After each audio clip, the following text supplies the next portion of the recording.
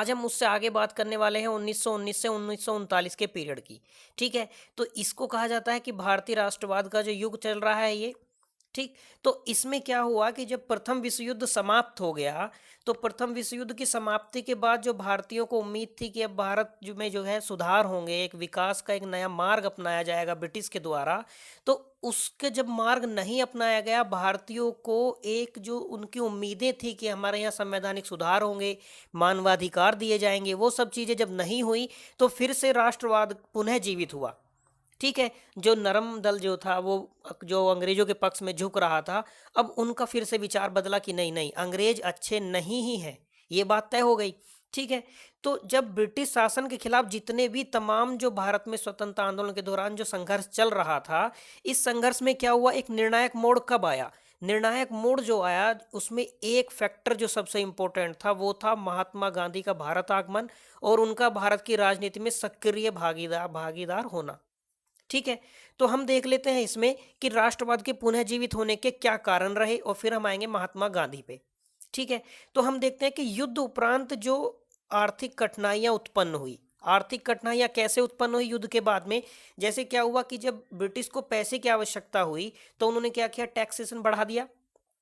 ठीक है, उद्योग मूल्यों में वृद्धि कर दी उन लोगों ने, जो प्राइसेस थे उनको बढ़ा दिया गया ताकि ज़्यादा उनके पास रिवेन्यू जाए। ठीक, और जो दस्तकार और शिल्पकार थे वो उनकी नीतियों से बर्बाद हो गए। कैसे? इनके रीज़न ये रहे, अब ब्रिटिशर्स ने क्या करना स्टार्ट कर दिया कि जो उनके उद्योग थे, यानी कि जो अंग्रेजों के उद्योग थे, उनको सब्सिडी टाइप देना स्टार्ट कर दिया भारत में। इससे क्या हुआ, जो भारत के उद्यमी थे, जो दस्तकार और शिल्पकार थे, वो बर्बाद होने लगे। क्यों? क्योंकि उनका काम धंधा चौपट होने लगा उनकी वजह से। तो इन लोगों ने, उनका सबने मिलकर विरोध किया कि आप लोग अपने यहाँ वालों को सब्सिडी दे रहे हो, वो लोग हमारे यहाँ पे आज आगे आसानी से उद्यम लगा ले रहे हैं और जो हम सामान बना रहे थे वो अब बिक नहीं पा रहा है। ठीक है, जो कृषक थे, कृषक बेचारे वही भारी करों से त्रस्त हो गए थे, उनके ऊपर टैक्स बढ़ा दिया गया था। और जो शिक्षित मध्य वर्ग था, जो रोजगार की तलाश में था कि अब तो हमने शिक्षा प्राप्त कर ली, अब हमें रोजगार मिलेगा, उन लोगों को रोजगार नहीं मिला, तो वो लोग भी त्रस्त थे। तो युद्ध के उपरांत जो आर्थिक कठिनाइयां उत्पन्न हुई, उनसे एक चीज निकल के सामने आई कि ब्रिटिशर्स जो हैं वो क्या कर रहे हैं, अपनी जो युद्ध क्षतिपूर्ति थी केवल उसी को कर रहे हैं हमारे माध्यम से। ठीक है, तो ये एक कारण बना राष्ट्रवाद के पुनः जीवित होने का। अगला कारण देखते हैं। अगला कारण था विश्वव्यापी साम्राज्यवाद से राष्ट्रवादियों का मोहभंग होना। इसका मतलब क्या हुआ कि जैसे ही प्रथम विश्व युद्ध समाप्त हुआ तो क्या हुआ कि पेरिस शांति सम्मेलन हुआ। पेरिस शांति सम्मेलन था 1919 का।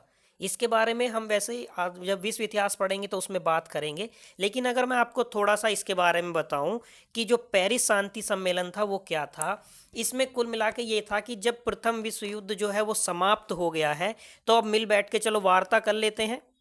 ठीक है, तो इसमें क्या हुआ कि अब समस्या ये हो गई, इतने सारे नेतृत्वकर्ता हो गए, उससे दिक्कत आई कि अब इतनी ज़्यादा संख्या में लोग आ गए हैं तो कैसे काम चलेगा, कोई तो इनका नेतृत्वकर्ता होना चाहिए, कुछ ही लोग।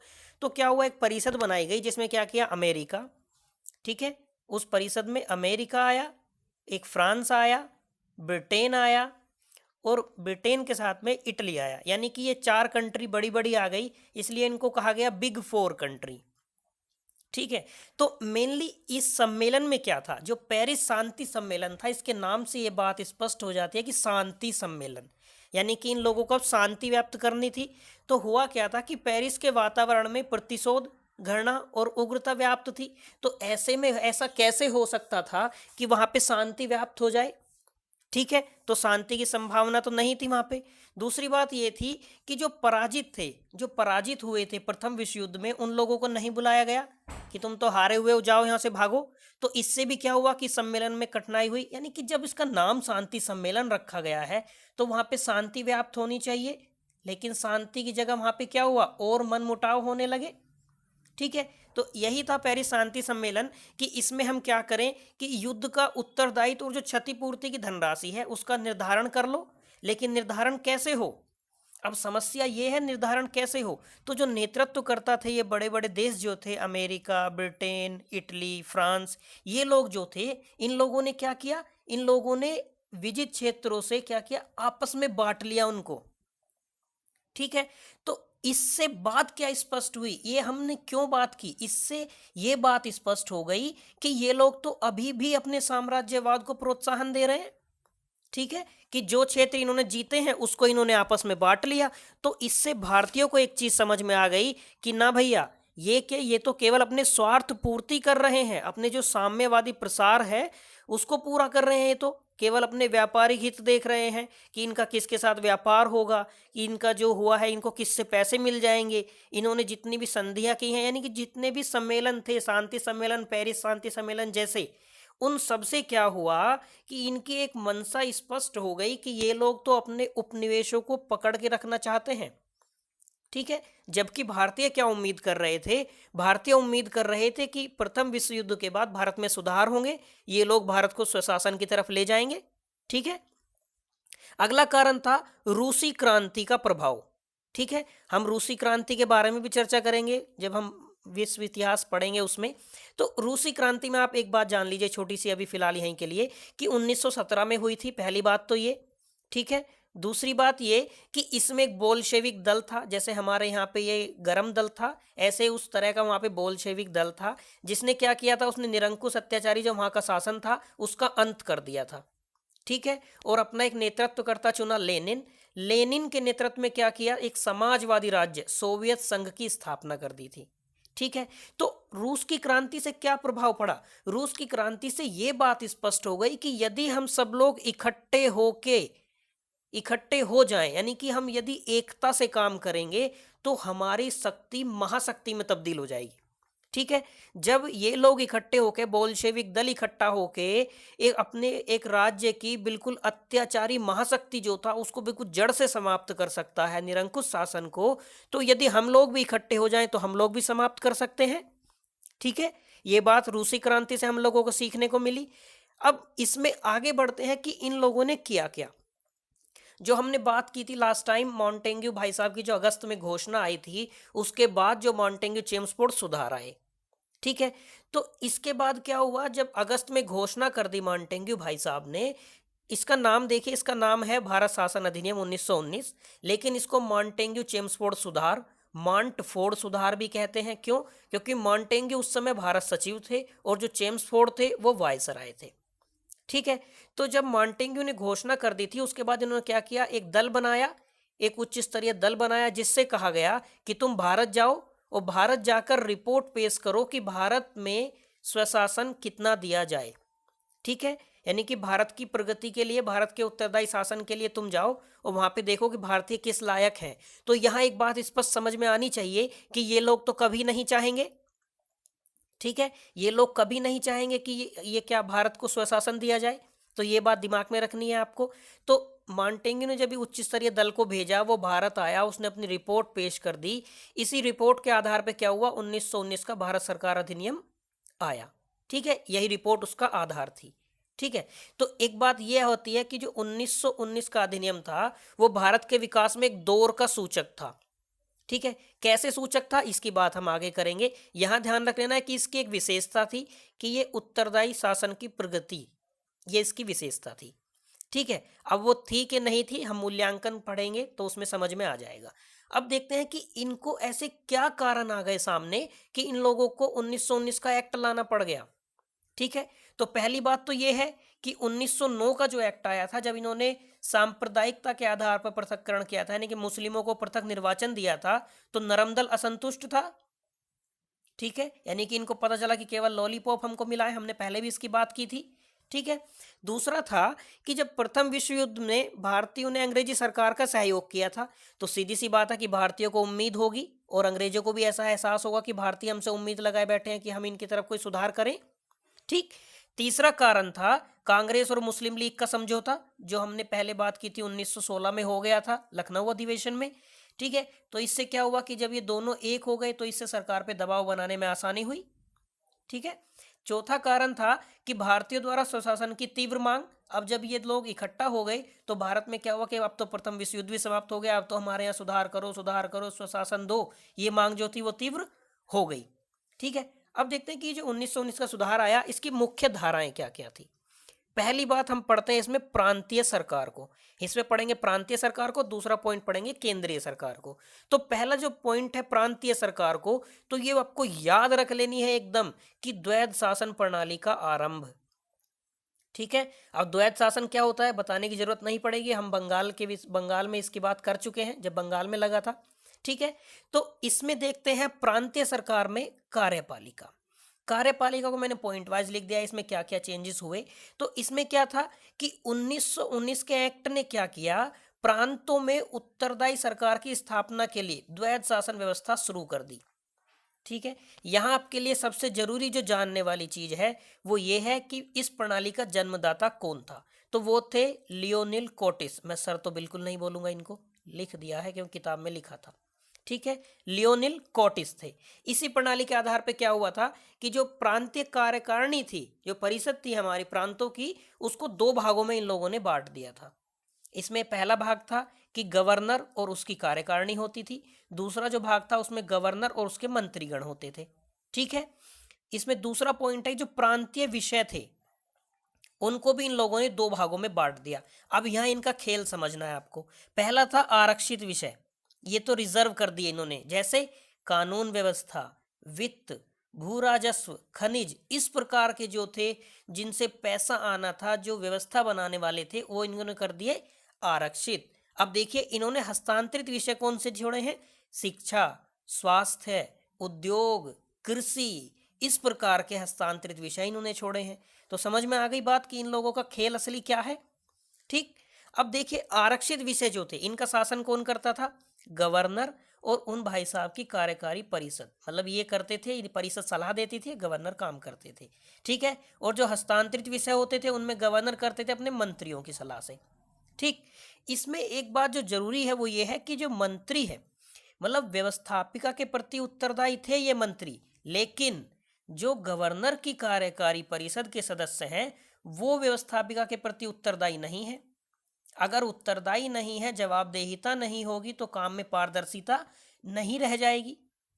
ठीक है, बात समझ आई। और अगला पॉइंट है कि प्रांतों में संवैधानिक तंत्र के विफल होने पर, ये देखिए नोट करने वाली बात है कि प्रांतों में संवैधानिक तंत्र के विफल होने पर गवर्नर राज्य के प्रशासन और हस्तांतरित विषयों का दायित्व खुद ले सकता है। अब आप एक बात सोचो, जैसे भारत में अभी भी ये आरोप लगते हैं कि भारत में क्या होता है कि जो रूलिंग पार्टी होती है, यदि किसी स्टेट में उसकी सरकार नहीं होती है तो वहाँ पहले क्या होता था कि राष्ट्रपति शासन लगा दिया जाता था। वही यहाँ पे होगा कि जहाँ इनको लगेगा कि यहाँ के लोग हमारे कंट्रोल से बाहर हो रहे हैं, वहाँ पे ये क्या आरोप लगा देंगे कि नहीं नहीं तुम्हारे यहाँ पे संवैधानिक तंत्र विफल है, इसलिए क्या है कि शासन हमको अपने हाथ में लेना पड़ेगा। ठीक है। और तुम्हारे जितने भी विषयों पे तुम्हें कानून बनाने का अधिकार है वो सब विषय भी हम अपने पास रख लेते हैं। ठीक है, बात समझ आई। तो ये खेल है, ये खेल है एक कि भारत को कभी आजाद न होने दिया जाए। ठीक है। अगला पॉइंट है कि भारत सचिव और गवर्नर जनरल ये आवश्यकता पड़ने पर, देखिए आवश्यकता पड़ने पर आरक्षित विषयों में हस्तक्षेप कर सकते थे, किंतु हस्तांतरित विषयों में नहीं कर सकते। ठीक है। यानी कि जो काम वाली चीजें हैं उनमें हस्तक्षेप कर सकते हैं, जिनसे इनको फायदा होना है उसमें कर सकते हैं, बाकी हस्तांतरित जो है जिनमें दायित्व है उनमें नहीं कर सकते ये लोग। ठीक है। आगे देखते हैं, कार्यपालिका की बात कर ली, अब बात करते हैं व्यवस्थापिका की। ठीक है। तो इसमें पहला पॉइंट है कि प्रांतीय व्यवस्थापिका जो सभाएं थी इनमें सदस्यों की संख्या में बहुत वृद्धि कर दी गई, और इसमें क्या करते हैं कि 70% सदस्य निर्वाचित होंगे। ठीक है, 70% निर्वाचित होके आएंगे। दूसरा था कि मताधिकार में वृद्धि कर दी गई, सांप्रदायिक निर्वाचन प्रणाली को और ज्यादा विस्तृत कर दिया गया, फूट डालते रहो। ठीक है। तीसरा एक अच्छी बात यह थी कि महिलाओं को भी वोट देने का अधिकार दिया गया इसमें, ये इसकी अच्छी बात थी। ठीक है। अगला था प्रांतीय व्यवस्थापिका सभाएं किसी भी प्रस्ताव को प्रस्तुत कर सकती थी। अब यहां खेल समझना है आपको, प्रस्तुत कर सकती हैं किंतु उसे पारित होने के लिए गवर्नर की सहमति अनिवार्य है। अब आप सोचो, यदि कोई प्रस्ताव ऐसा है जो सरकार के खिलाफ जाता है तो सरकार उसको पारित होने देगी, कतई नहीं पारित होने देगी। ठीक है। गवर्नर के प्रस्ताव को अस्वीकार करने तथा अध्यादेश जारी करने का अधिकार था। इन भाई साहब को यह अधिकार दे दिया कि तुम प्रस्ताव तो अस्वीकार कर सकते हो, कोई दिक्कत नहीं, अध्यादेश भी जारी कर सकते हो तुम। अब आप यहां से अंदाजा लगा लो कि इनका कभी उद्देश्य रहा होगा भारत को स्वशासन देना, कभी नहीं रहा। ठीक है। अब कर दिया कि व्यवस्थापिका सभा जो थी ये बजट को अस्वीकार कर सकते थे, किंतु गवर्नर आवश्यक समझे तो सदस्यों की अनुमति के बिना भी उसे पास कर सकता है। यहाँ भी आप समझिए कि ये किंतु लगा दिया कि हम ये बात कहते हैं कि आप लोगों को यदि बजट पसंद ना आए तो आप लोग उसे अस्वीकार कर सकते हैं। चलो अस्वीकार कर दिया, लेकिन वो फिर भी पास हो गया। कैसे? क्योंकि गवर्नर को लगा कि नहीं नहीं ये आवश्यक है, ये पास होना चाहिए। ठीक है। अगला, सदस्यों को बोलने का अधिकार तथा स्वतंत्रता थी, केवल बोल ही सकते थे, काम तो कुछ करा नहीं पाते थे। ठीक है। अगला था कि प्रांतीय परिषदों को विधान परिषद की संज्ञा दी गई। जो प्रांतीय परिषद थी अब उनको विधान परिषद कहा जाने लगा। अब देखते हैं, हमने प्रांत की बात कर ली, अब बात आते हैं केंद्रीय सरकार में। तो केंद्रीय सरकार में देखिए, अनउत्तरदायी शासन की व्यवस्था यथावत, यानी कि जैसी पहले थी वैसे के वैसे ही चलती रही। अब इसमें देखते हैं केंद्रीय कार्यपालिका में क्या रहा। गवर्नर जनरल मुख्य कार्यपालिका अधिकारी था, ये बात तो चलो ठीक है, समझ में आती है। जो सभी विषय थे यहां भी उनको दो भागों में बांट दिया गया, केंद्रीय और प्रांतीय। ठीक है। गवर्नर जनरल की कार्यकारिणी में 8 सदस्य होते थे, उनमें से 3 भारतीय नियुक्त किए गए, जिन्हें क्या करना था, विधि, शिक्षा, श्रम, स्वास्थ्य और उद्योग, ये विभाग संभालने थे। ठीक है। प्रांतों के आरक्षित विषयों में गवर्नर जनरल को पूर्ण अधिकार था, हमने बात की इसकी अभी। गवर्नर जनरल को मांगों पर कटौती का अधिकार था। यदि यदि सदस्य कोई मांग करते हैं, जैसे आज भी कटौती प्रस्ताव एक पारित होता है, तो यदि पहले क्या हुआ कि मांग की जा रही है किसी प्रांत से, तो गवर्नर जनरल क्या करेंगे, उनकी मांगों पर कैंची चला सकते हैं। ठीक है। साथ ही वह केंद्रीय व्यवस्थापिका द्वारा अस्वीकार किए गए प्रस्तावों को पारित कर अध्यादेश भी जारी कर सकता था। ठीक है। अब यहाँ आप हर बार जहां किंतु परंतु लेकिन आ जाए, इनका खेल आपको समझते चलना है। अब इसकी बात करते हैं व्यवस्थापिका की, केंद्रीय व्यवस्थापिका की। तो इसको क्या था कि केंद्र में द्विसदनीय संस्था बना दिया गया। पहला था केंद्रीय विधानसभा, ये होती थी लोकसभा यानी कि निम्न सदन, और राज्य परिषद जो थी वो उच्च सदन थी यानी कि राज्यसभा। ठीक है। अब जो राज्य परिषद थी यानी कि जो राज्यसभा थी, एक तरह से उसका कार्यकाल फिक्स है 5 साल। लेकिन एक बात जानने वाले कि इसमें केवल पुरुष सदस्य बन सकते हैं, महिलाएं नहीं। मत देने का अधिकार दिया है। ठीक है। और जो लोकसभा थी यानी कि निम्न सदन केंद्रीय विधानसभा, उसका कार्यकाल 3 साल का, जिसे गवर्नर जनरल की इच्छा पर बढ़ाया भी जा सकता था। ठीक है। सदस्य प्रश्न पूछ सकते थे, अनुपूरक मांगे प्रस्तुत कर सकते थे, स्थगन प्रस्ताव ला सकते थे, बजट को अस्वीकार कर सकते थे। यहां तक सब ठीक चल रहा है, लेकिन फिर से आ गया किंतु। किंतु बजट का 75% हिस्सा अभी भी सदस्यों की सहमति के बिना पारित किया जा सकता था। ठीक है, बात समझ आई।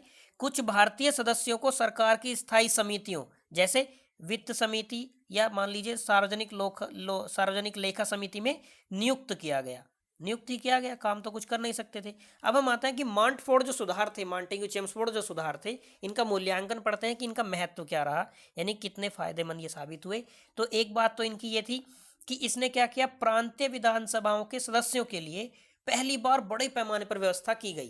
यानी प्रांतीय विधानसभा जो होती है उनमें सदस्यों के लिए व्यवस्था की गई पहली बार बड़े पैमाने पर, क्योंकि निर्वाचित हुए थे 70%, हमने बात की। ठीक है। इसी व्यवस्था से देश के मतदाताओं में मत देने की व्यावहारिक समझ विकसित हुई कि हमें वोट क्यों डालनी चाहिए, क्योंकि हमारे लोग चुनकर जा रहे हैं। ठीक है। और ये व्यवस्था आई क्योंकि 70% का चुनाव होना था। ठीक है। इसने भारत में प्रांतीय स्वशासन तथा आंशिक रूप से ही सही उत्तरदायी शासन प्रणाली की व्यवस्था की। ये आंशिक है भैया, आंशिक मत पढ़ लेना। ठीक है। इसने भारत में प्रांतीय स्वशासन तथा, मतलब आंशिक रूप से ही मान लो, लेकिन उत्तरदायी शासन प्रणाली की व्यवस्था तो की। मतलब अगर 25% तक हम कोई काम करा पा रहे हैं जोर जबरदस्ती से, तो उतना भी ठीक है। मतलब कुछ नहीं से कुछ भला, something is better than nothing. ठीक है। अधिनियम ने क्या किया, केंद्र में द्विसदनीय व्यवस्थापिका की व्यवस्था की। यहां से क्वेश्चन आते हैं भैया, ये बात ध्यान रखना आप। ठीक है। और यही पूछ लेता है कि किस सुधार ने जो है प्रांतों में द्वैध शासन लगाया, किसने केंद्र में द्वैध शासन लगाया, किसने द्विसदनीय व्यवस्थापिका की शुरुआत की। ठीक है, ये आपको याद रखना है। केंद्र में क्या किया गया, कार्यकारी परिषद में भारतीयों को पहले से 3 गुना अधिक प्रतिनिधित्व दिया गया। और भारत के जो भारत मंत्री बना होता था, उसके जो वेतन भत्ते थे वो अभी तक क्या होते थे, भारतीय राजस्व पर भारित होते थे। अब क्या किया जाने लगा कि वो ब्रिटिश राजस्व से दिए जाएंगे। ठीक है। ये तो थी इसकी मोटी मोटी अच्छी बातें। अब देखते हैं कि इसके दोष क्या थे। पहली बात कि मताधिकार बहुत सीमित था। ठीक है। केंद्र में सदस्यों का गवर्नर जनरल में उसकी कार्यकारी परिषद पर कोई नियंत्रण नहीं था। ठीक है। केंद्र में विषयों का विभाजन संतोषजनक नहीं था। संतोष, ये अव्यावहारिक चीजें हैं, ऐसे कैसे काम चल पाएगा? आप सोचिए कि जब भारत में गठबंधन सरकार नहीं चल पाती, भारत जबकि उसमें दोनों तरफ भारत के लोग होते हैं, तो यहाँ ये दो दो चीजें एक साथ कैसे चल पाती? मतलब ये तो एक मियान में दो तलवार जबरदस्ती घुसेड़ने की बात हो गई। ठीक है। तो कैसे काम हो पाता? ये चीजें अव्यावहारिक हैं। आप कैसे मतलब क्या कर सकते हैं कि केंद्रीय व्यवस्थापिका के प्रांतों के मध्य सीटों का बंटवारा प्रांतों के महत्व पर आधारित कर दिया, या आपने क्या किया कि आपने जो विषय थे उनका विभाजन कर दिया, प्रांत में भी कर दिया, केंद्र में भी कर दिया। यार ऐसे ये चीजें अव्यावहारिक हैं। इनको प्रैक्टिकली तौर पे आप सोच के देखिए कि भारत में तो गठबंधन सरकार नहीं चल पाती जब यहाँ दोनों लोग अपने ही देश के हैं, तो इन्होंने तो पूरे प्रांत में और केंद्र में दोनों जगह हर जगह दो दो चीजें हर जगह विषय बांट दिए। तो ये चीजें जो थी ये अव्यावहारिक थी, मतलब राजनीति में ऐसा नहीं होता। ठीक है। तो विषयों का आरक्षित तथा हस्तांतरित होना ये अव्यावहारिक चीजें हैं। ठीक है। तो ये इसके दोष थे। मतलब मेनली इनको करना क्या था कि भारतीयों से कहा अच्छा ठीक है तुम क्या करो, तुम्हें हमने कह दिया कि तुम्हें एक फाइल पे साइन, एक एग्जाम्पल मानिए कि इस अधिनियम ने क्या किया। इसने कहा कि हम बिना तुम्हारे साइन की हुई फाइल को पास नहीं करेंगे, मान लीजिए। ठीक है। लेकिन लगा दिया उसमें लेकिन, यदि आवश्यकता पड़ी तो उसको तुम्हारे बिना भी पारित कर सकते हैं। ये चीजें हुई हैं। अब इसमें आप बताइए कि व्यक्ति के पास कोई विकल्प है कि वो पारित करे या ना करे, क्योंकि उसके पारित करने ना करने से कुछ नहीं होने वाला है। ठीक है। अगला इसमें है प्रांतीय मंत्रियों का वित्त एवं नौकरशाही पर कोई नियंत्रण नहीं था। इसी के कारण क्या हुआ कि धीरे धीरे समय के बाद इनमें टकराव बढ़ता गया। बात समझ आई इसके दोष की?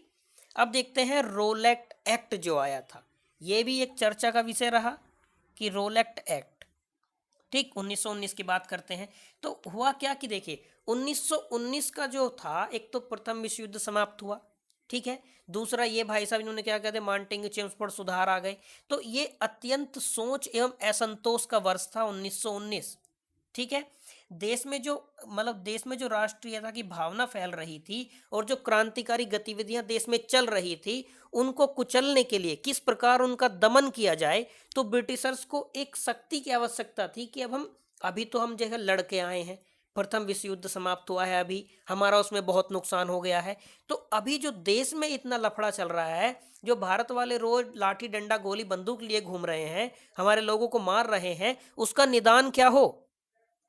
तो सरकार ने सोचा कि एक अब नियम बनाया जाए, एक कानून बनाया जाए। तो सरकार ने सिडनी रोल एक्ट की नियुक्ति की कि भाई साहब तुम क्या करो, तुम इस बात की जांच करो केवल कि भारत में क्रांतिकारी गतिविधियों को और जो सरकार के खिलाफ षड्यंत्र हैं वो कौन कौन लोग हैं, उनकी जड़ें कहाँ तक फैली हुई हैं, किस प्रकार से उनका दमन किया जाए, ये बात आप हमें बताओ।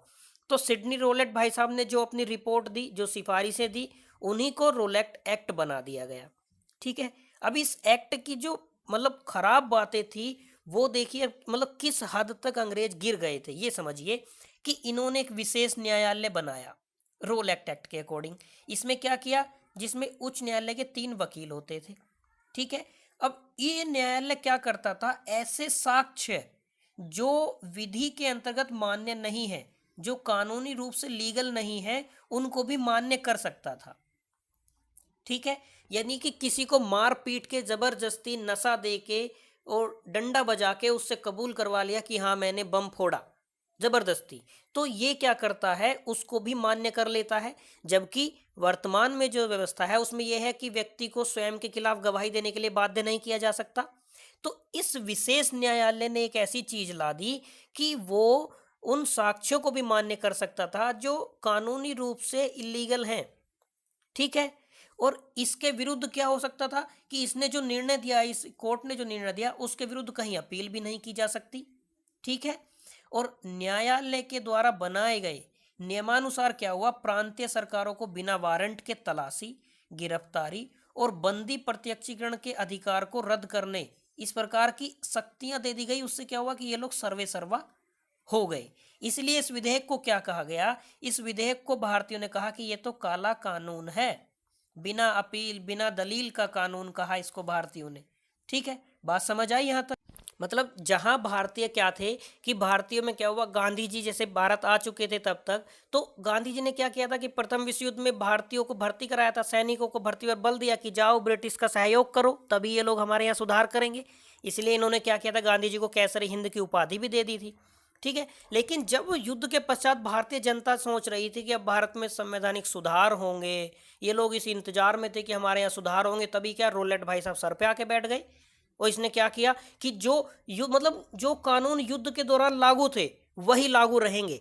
मतलब आप समझिए कि एक देश में यदि इमरजेंसी लगी हुई हो युद्ध के दौरान, और युद्ध के बाद भी कहा जाए कि नहीं अब इमरजेंसी के कानून ही लागू रहेंगे, ठीक है, तो क्या होगा ये आप समझिए कि ऐसे उस समय क्या महसूस होगा लोगों को कि क्या कर रहे हैं ये लोग। अब यानी कि ये लोग सीधे सीधे एक बात सोच रहे हैं कि नहीं, कुछ भी हो जाए भारतीयों को तो अपने चंगुल से निकलने देना है नहीं।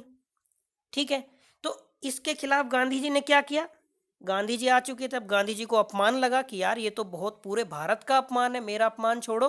तो उन्होंने क्या किया, फरवरी 1919 में ही रोल एक्ट के खिलाफ क्या कर दिया, आंदोलन की बात कर दी कि हम तो आंदोलन करेंगे। ये हम गांधी जी पढ़ने वाले हैं बहुत अच्छे से, इसके बाद इसकी बात करेंगे हम कि गांधी जी के क्या विचार थे, क्या उनकी पद्धतियां थी। ठीक है, तो गांधी जी ने एक सत्याग्रह सभा गठित की, और साथ में क्या किया, जो होम रूल लीग के सदस्य थे उनको ब्रिटिश सरकार के विरुद्ध इस आंदोलन से जोड़ने का प्रयास किया उन्होंने।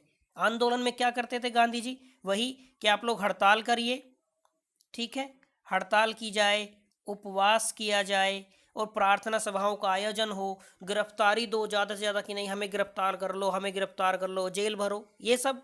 तो इसी क्रम में क्या हुआ था कि आपको याद होगा अगर कि अप्रैल 13 अप्रैल संभवतः उसकी तारीख है, 13 अप्रैल 1919 को अमृतसर का वो जलियांवाला बाग कांड हो गया था।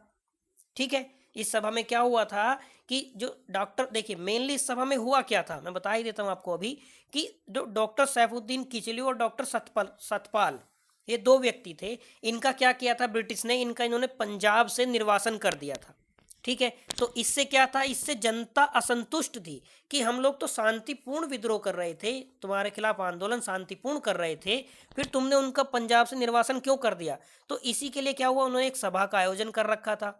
वहां डायर भाई साहब को लगा कि नहीं हम भी सिंघम हैं, हम भी इनको थोड़ा सा अपना रोब दिखा दें कि हम क्या कर सकते हैं। तो डायर भाई साहब पहुंचे, उन्होंने सभा को मना किया था, तो उनको लगा कि यार ये तो मेरी बेइज्जती है, इन लोगों ने मेरे आदेश की अवहेलना कैसे कर दी, और उन्होंने जाके वहां नरसंहार कर दिया। ठीक है, नरसंहार कर दिया, तो इसकी भारत में बहुत ज़्यादा निंदा हुई। तो जैसे टैगोर भाई साहब थे, उन्होंने अपनी नाइटहुड की उपाधि त्याग दी थी। जो शंकर नायर थे, जो मतलब वो वायसराय की कार्यकारिणी में जो लोग थे हमारे, उन्होंने त्याग पत्र दे दिया था। और बहुत सी जगहों पे क्या हुआ कि सत्याग्रहियों ने हिंसा कर दी। ठीक है, अब हिंसा हो गई तो गांधी जी क्या कहेंगे कि नहीं नहीं हिंसा हो गई, हमारा सत्याग्रह समाप्त। ठीक है, और गांधी जी ने क्या किया कि जैसे ही हिंसा हुई जलियांवाला बाग में, तो उसको उन्होंने हिंसा की वजह से समाप्त कर दिया। गांधी जी की तरफ बढ़ने वाले हैं, तो आपको ये बहुत इंपॉर्टेंट टॉपिक है, यहाँ से बहुत क्वेश्चन बनते हैं। ठीक है, 1909, 1919, 1935 ये अधिनियम जो है, और यहाँ से आप मानिए 1909 के बाद वाला जो पार्ट है उससे बहुत ज़्यादा क्वेश्चन बनते हैं। 1947 तक आपको बहुत अच्छे से पढ़ना है। ठीक है, मेरी तबीयत यार ठीक नहीं चल रही है, इस कारण वीडियो में जल्दी नहीं ला पाता हूँ, बड़ी दिक्कत है, मैं खुद भी शर्मिंदा हूँ, जल्दी आनी चाहिए वीडियो। खैर, कोशिश करूंगा कि आपको अब हर एक दिन के बाद मैं वीडियो देता रहूं, चाहे कुछ भी हो मैं बनाऊंगा। हालांकि मैं ऐसा कई बार बोल चुका हूं लेकिन कर नहीं पाया, खैर अब कोशिश करूंगा करने की। तो मिलेंगे अगली वीडियो में, तब तक के लिए bye bye, have a nice day.